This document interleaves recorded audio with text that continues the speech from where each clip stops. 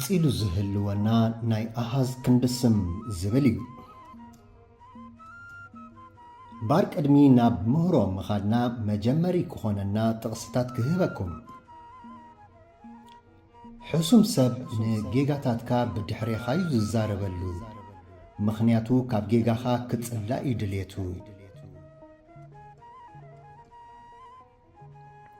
እታ እተጣዕሰኒ ዕለት እታ ከየመስገንኩ ዝሓለፍክዋ ዕለት እያ።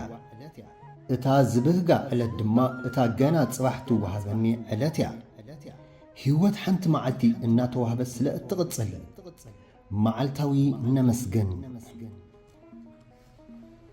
ኩሉ መሰናኽላት ብፍቕሪ ይስገር እዩ። ብዘይ ፍቕሪ ግን ዋላት ሜዳ ካብ ገደል ይሕይል። ፍቕሪ ኣብ ዘለዎ ሰሓቕ ኣሎ፣ ሩፍታ ኣሎ፣ ስኒት ኣሎ፣ ሓልዮት ኣሎ፣ ሰላም ኣሎ። ስለዚ ኩሉ ጥዑም ምሳና ክህልወና ፍቕሪ እዩ ዘድልየና። ጥርሙስ ንሰባሪ እዩ ዘይኮነ ነቲ ዘልዕሎ ሰብ እዩ ዝሓርድ። ነቲ ልብኻ ዝሰበረ ሰብ ሕና ክትፈድም ምፍታን ተመሊሱ ንዓኻ እዩ ዝሓርደካ።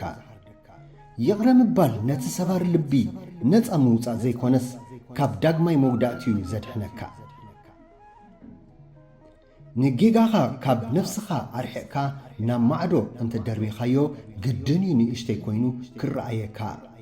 ይትረፍ ጌጋ እታ ዓርሞሽሽ መርከብ እኳ ካባኻ ተሪሕቓ ክንዲ ጃልባያ ትመስል። ደቂ ሰባት ብብዙሕ ኢና ንጭናቕ፣ ማዕሪኡ ድማ ፈጣሪ ብብዙሕ መንገዲ ዘርህወልና። እዘን ጥቕስታት ካብ ኣኽሊሉ ተስፋፄን እየ ኣምፅአን። ኣብ ፌስቡኩ ኣኽሊሉ ተስፋፄን ኢልኩም ክትረኽቦ ትኽእሉ ኢኹም። የቐኒልና ኣኽሊሉ። ናይ ኣሃዝ ክንድስም ውሱን ብዝሒ ዓቐን መጠን ወይ ቁፅሪ ይነግር። እዚ ክንድስም እዚ ውሱን ብዝሒ ወይ ድሩት ብዝሒ ዓቐን መጠን ወይ ቁፅሪ ይነግረና። ንተርታዊ ቁፅርን ንማዕርጋዊ ቁፅርን ከዓ የመልክት። ተርታ ተሓደ ድሕሪ ተሓደ መበል ክንደዩ ይነግረና። ቁፅሪ እውን ይነግረና፣ ማዕርግ ይነግረና። እንተኾነ ግን እቲ ዝቁፀር ዘሎ ነገር ብዘይ ስም ክዝውተር ይግባእ። ንኣብነት ተርታዊ ቁፅሪ 1 2 3 4 ወዘተ እናበልና ተርታዊ ቁፅሪ ክንድስም ክንህብ ንኽእል። እዚ ንሪኦ ዘለና ናይ ኣሃዝ ክንድስም እዩ።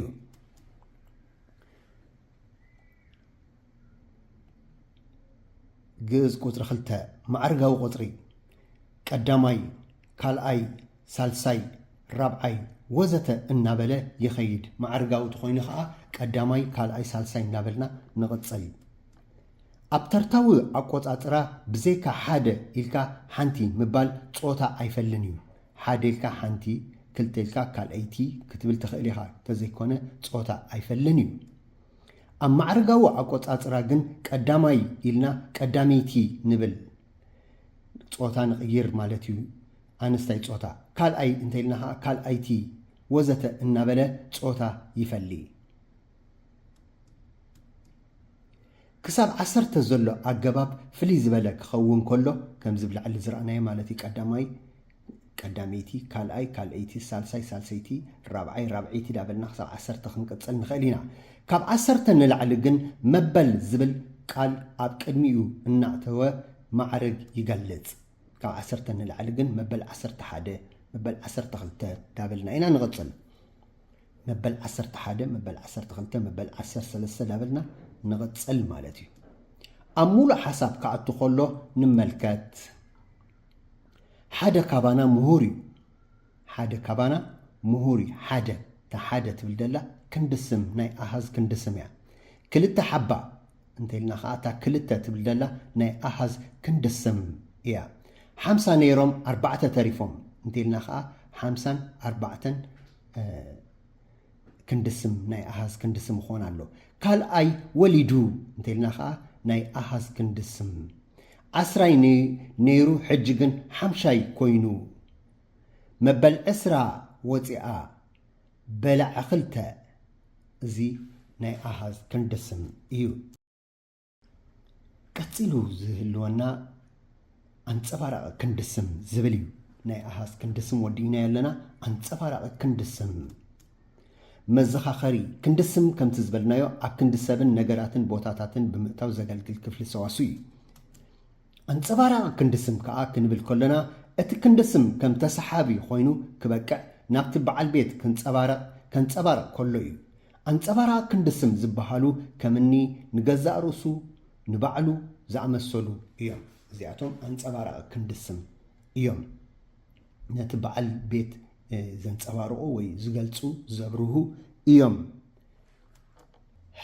ንገዛእ ርእሰይ ንገዛእ ርእሱ ወዘተ እናበልና ንገልጾ ኣንጸባራቒ ክንድስም ንባዕለይ ንባዕላ ንባዕሉ ንኣብነት ግእዝ ቁጥሪ 1 ኣነ ንገዛእ ርእሰይ ይፈትዋ እየ እታ ንገዛእ ርእሰይ ትብል ደላ ኣንጸባራቒ ክንድስም ትኾን ኣላ ግእዝ ቁጥሪ 2 ንሱ ንገዛእ ርእሱ ይፈትዋ ንገዛእ ርእሱ ትብል ደላ ኣንጸባራቒ ክንድስም እምበር ኣብ ቁጥሪ 1 ንሱ ንመን ይፈትዋ ኢልና ምስ እናሓትት መልሲ ንገዛእ ርእሱ ገብረኣብ ንገዛእ ርእሱ ይፈትዋ ስለዚ ገዛእ ርእሱ ኣብ ክንዲ ገብረኣብ ስለ ዝኣተወ ኣንጸባራቒ ክንድስም እዩ ምኽንያቱ ንበዓል ቤት ስለ ዘንጸባርቕ ሓደ ግዜ ግን እቲ ተዘርዚሩ ዘሎ ቃል ከም ኣብ መንጸባረቒ ዘይኮነስ ከም መረጋገፂ ኮይኑ ይሰርሕ እዩ ንመረጋገፂ ኮይኑ ይሰርሕ ክንድስም ዘይኮነ እንታይ ይኸውን ኣሎ ክንድስም መንጸባረቒ ዘይኮነ ኣንጸባራቒ ዘይኮነ እንታይ ይኸውን መረጋገፂ ጥራይ ይኸውን ንኣብነት ኣነ ባዕለይ ክቐትልዎ ከለዉ ርኤ ኣብቲ ቦታ ነይረ ማለት እዩ ኣነ ባዕለይ ክቐትልዎ ከለዉ ርኤ ንሳቶም በዓላቶም ይመስክሩ ካልእ መስካሪ ኣየድልዮምን ማለት እዩ ንሳ ባዕላ ሪኣትኒ ካልእ ሰብ ዘይኮነስ ንሳ ባዕላ ሪኣትኒ እዚ ንመረጋገፂ ዝቐርብ ዳ እምበር ኣገዳሲ ኣይኮነን እቲ ኣንጸባሪቑ ዘሎ ኣብዘን ተጠቒሰን ዘለዋ ሰለስተ ሙሉእ ሓሳባት ባዕለይ ባዕላቶም ባዕላ ንመንጸባረቒ ዳ እምበር ካልእ ስራሕ ከም ዘይብሎም ንምርዳእ ብዘይባእታቶም እተን ሙሉእ ሓሳባት ቁኑዓት ከም ዝኾና ክረጋገጽ ይከኣል ኣነ ክቐትልዎ ከለዉ ርኤ ንሳቶም ይመስክሩ እቲ ንሳቶም ባዕላቶም ድብል ደሎ ኣልጊስና የለና ኣነ ክቐትልዎ ከለዉ ርኤ ኣነ ባዕለይ ድብል መንጸባረቒ እዩ ኣገዳስነት ግን የብሉን ንሳ ሪኣትኒ ንሳ ባዕላ ሪኣትኒ ክንብል ንኽእል ከነንጸባረቕ ንኽእል ግን እሱ ወላቲኣ ባዕላ ትብል ደላ እንድሕር ኣልጊስናያ ንሳ ሪኣትኒ እንተኢልና ርዱእ ይኸውን ኣሎ ማለት እዩ ክቡራት ተኸታተልቲ ኣብ ዝቕጽል ሓድሕዳውን ረቑሐ ክንድስም ዝብል ክቕጽል እዩ ብኡ ከዓ መዛዘሚ ብዛዕባ ክንድስም ክንርኢ ኢና መዛዘሚ ክኸውን እዩ ብድሕሪኡ ዝቕጽል ግሲ ዝብል ዓብዪ ኣርእስቲ ክንጅምር ኢና ኣብቲ ዝህልወና ናይ ትምህርቲ ግዜ ክትከታተሉ ይዕድመኩም ንኻልኦት ድማ ንዝግደሱ ጸሓፍቲ ገጠምቲ ተላሃይቲ ዝተፈላለዩ ተዋስኦ ዝጽሕፉ ታሪክ ዝጽሕፉ ብትግርኛ የገድሶም እዚ ትምህርቲ እዚ ንኹላህና ኣዝዩ ዘገድስ ስለ ዝኾነ ሼር ክንገብሮ ንኻልኦት ከነመሓላልፎ ፖስት ክንገብሮ ኣብ ዝተፈላለዩ ጉሩባት ኣብ ፌስቡካት ሼር ክንገብሮ እናተማሕፀንኩ ንኹላትኩም ኣብ ዘለኹሞ ድሓንን ሰናይን ምስ ቤተሰብኩም ይኹነልኩም